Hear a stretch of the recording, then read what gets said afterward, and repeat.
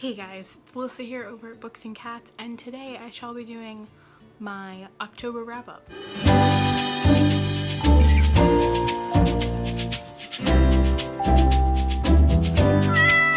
I'm frankly still shocked that October is now officially over. Like, it's come and gone. I don't know where it went. I don't even know. Pretty decent reading month. I read 7 things in the month of October, which is pretty decent for me. I only read 1 book off my physical TBR, which is a shame, but I'm not that hurt about it, honestly.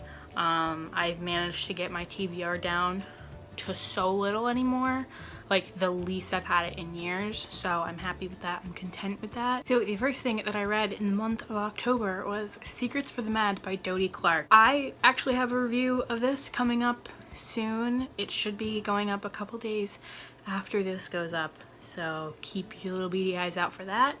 But I gave it 3.5 stars, and I go into all of my feelings in that video, so that will be going up if you are curious as to my actual feelings and thoughts, because the rating is a little deceiving, I have to say. The next book that I read was a graphic novel that I got through NetGalley, and that was Nancy Drew and the Hardy Boys, The Big Lie by Anthony Del Cole. Yeah, Anthony Del Cole. I gave this 3 stars. It was good. It was solid. I enjoyed it.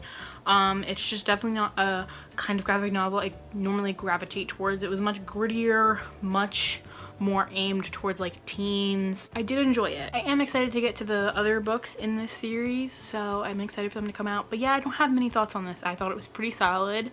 It was a cool, different take on Nancy Drew and the Hardy Boys, and if you don't know, I'm a huge fan of the Nancy Drew and Hardy Boys super mysteries. They are like my jam. Love them. I think they're great.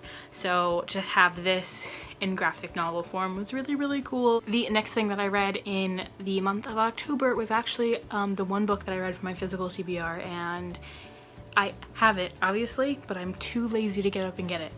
So that is Lullabies by Langley Ove. I gave this a 3.75 stars. I didn't like it as much as Love and Misadventure, which I forget when I read that. I think it was like a year, 2 years ago when I read that. I think when it got to like chapter 2 or section 2 or part 2, whatever it is, it kind of like changes direction and almost feels like it changes format. Like it feels like it takes on this very, like it feels like almost not poetry. It feels like almost like super short stories. It just got a little weird, and just I felt like very jarring compared to the rest of the book. Overall, it wasn't bad. Obviously, I still enjoyed it. But yeah, that middle section really threw me through a loop and like definitely changed the rating for me, because it was just weird. Like if you've read it, you know what I'm talking about. Like it changes like formats and like goes into this like overall kind of like storytelling thing. It feels very weird, jarring. I didn't like it. And the reason I didn't give it higher stars is because I've read a lot of poetry since I read my first Langley Ove book, which was Love and Misadventure, and I just currently in my life I'm not like the biggest super fan of like strictly relationship love, I'm in love, I love being in love, like love is great, I love love kind of poetry. Much more into the poetry that explores many themes and has many different messages, I feel like, than just love poetry. The next thing that I read in the month of October was The Cat Encyclopedia for Kids, which is another book that I got through NetGalley by Joanne Matern. I think that's how you say it. This was just a super easy nonfiction book for kids, and for what it was super cool. It was cute. It was basically just exactly what it is, which is an encyclopedia of cats, and I liked it because it was very informative. It went into how certain breeds might be good for you. Maybe they might not be, because the breed tends to be, you know, a certain way, whether very active, very not active, friendly, not so much, whatever the case may be. It really went into that, which I really liked. It also went into aspects of how to care for your pets and what health issues are likely for that breed. And I just really love that. I really love that it was very informative of what you're getting yourself into, because I feel like so many people get animals and have no idea what they're doing and don't do any research. So I liked it. I thought it was very informative, and I gave it 4 out of 5 stars. The next thing that I read in October was The Golden Lion by Mike Mayhack, which is the 4th book in the Cleopatra in Space graphic novel series. I loved this book so much. It was by far my favorite one in the series. This is the 4th one, and basically it is exactly as the series sounds.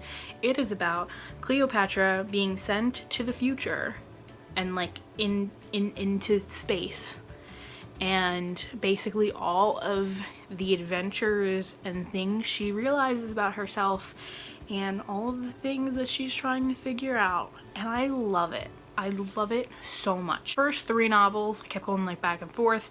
Some I loved, some I was like, eh, but like I still wanted to continue on the series because the plot was interesting enough. This one was so good. It was so good. I love this one. The plot was intense and like grabbed me from the first page. Also, it's a very visually pleasing graphic novel series. I love the colors.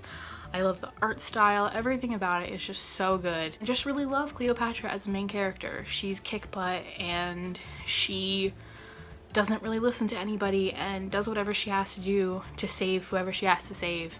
And it's just great, and I love it. And you know, if you're looking for a good series with a lead female character that's pretty kick butt, I highly suggest it, because this was definitely the best one in the series so far. So obviously I gave it a 5 out of 5 stars. Next to last thing that I read in the month of October was The Tale of Peter Rabbit by Beatrix Potter.